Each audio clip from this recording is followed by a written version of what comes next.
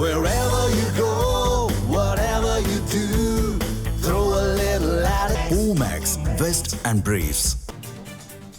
தற்பொழுதைய ஒரு அண்மை செய்தி. தாவேகா எம்எல்ஏ குதிரை பேர வழக்கில் மேலும் 2 வரை கைது செய்தது திருவல்லிக்கேணி போலீஸ். இது தொடர்பான முழு விவரங்களையும் செய்தியாளர் விக்னேஷ் வழங்க கேட்கலாம்.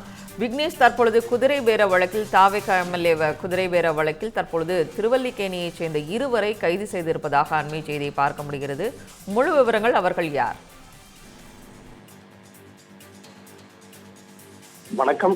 தாவேகா எம்எல்ஏக்கள் குதிரை பேர விவகாரத்தில் மேலும் 2 வரை போலீசார் கைது செய்திருக்கிறார்கள்.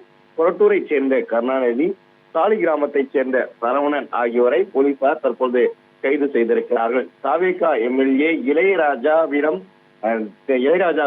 சிலர் அவர்கள் குதிரை பேரத்தில் ஈடுபட்டதாக இளையராஜா அளித்த புகாரின் அடிப்படையில் போலீசார் வழக்கு பதிவு செய்து ஐபிடிஎஸ் நிறுவனர் திருநாவுக்கரசு, நரேஷ், தியாகராஜன், கார்த்திக், ரமேஷ், செல்வன், சீனிவாசன், ராஜேஷ், கிருஷ்ணா, நாமக்கல்லைச் சேர்ந்த டாக்டர் ராஜசேகர், சேதுராஜன், கணேசன் உள்ளிட்ட 12 நபர்கள் ஏற்கனவே கைது செய்யப்பட்டிருக்கிறார்கள். இதில் சிலரையும் போலீசார் தனி காவலில் எடுத்து விசாரணையும் நடத்தி வருகின்றார்கள்.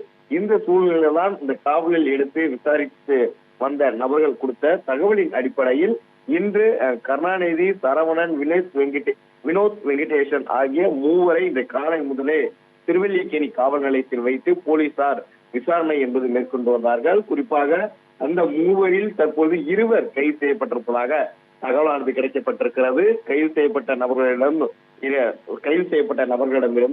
2.80 கோடி ரூபாய் பணமும் பறிமுதல் செய்யப்பட்டிருக்கிறது. இந்த தாவேகா எம்எல்ஏ விவகாரத்தில் பொறுத்தவரையில் இதுவரை 14 நபர்கள் கைது செய்யப்பட்டிருக்கிறார்கள்.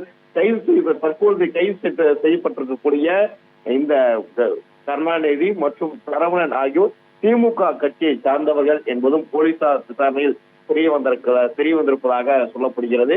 அது மட்டும் இல்லாமல் இந்த விவகாரத்தில் மேலும் பலர் சிக்குவார்கள் எனவும் எதிர்பார்க்கப்படுகிறது. குறிப்பாக காலை முதல் 3 நபர்களிடம் போலீசார் பிடித்து விசாரணை நடத்தி வந்த நிலையில் இந்த தாவேகா எம்எல்ஏ குதிரை பேர விவகாரத்தில் இவர்களும் தொடர்புடையது என்பது விசாரணையில் தெரிய வந்த நிலையில் தற்போது போலீசார் 2 வரை கைது செய்திருக்கிறார்கள்.